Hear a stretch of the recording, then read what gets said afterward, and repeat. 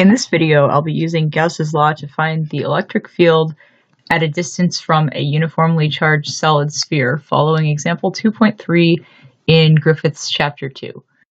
So I've drawn a sphere and it has some uniform charge for a total charge of Q. And then up here we have Gauss's law, which says that the integral over a closed surface of the electric field dotted with the area vector of the surface is equal to 1 over epsilon naught times the charge enclosed. So how we'll solve this is by drawing a Gaussian surface somewhere outside the sphere, and we'll make this surface also spherical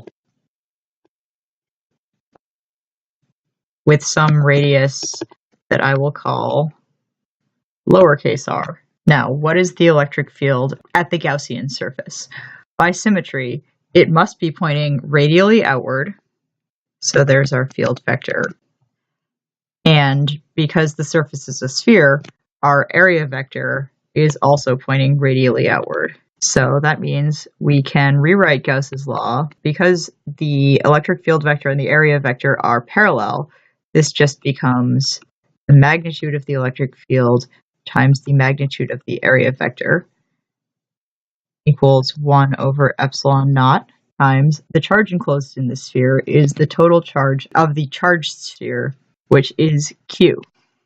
In the next step, we'll notice that, again by symmetry, the electric field magnitude must be uniform everywhere on this Gaussian surface.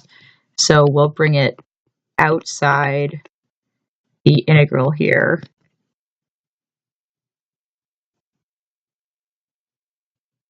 And the integral of dA over the surface of the sphere is just going to be the surface area of the sphere. So this will give us the electric field times 4 pi r squared, the surface area of a sphere, equals 1 over epsilon naught times Q. And then we'll solve for the magnitude of the electric field. E equals 1 over 4 pi epsilon naught Q over r squared. And I've separated it that way so you can see that that is the expression for a point charge at the center of the sphere. So it turns out that we can model any uniformly charged sphere as a point charge at the center of the sphere.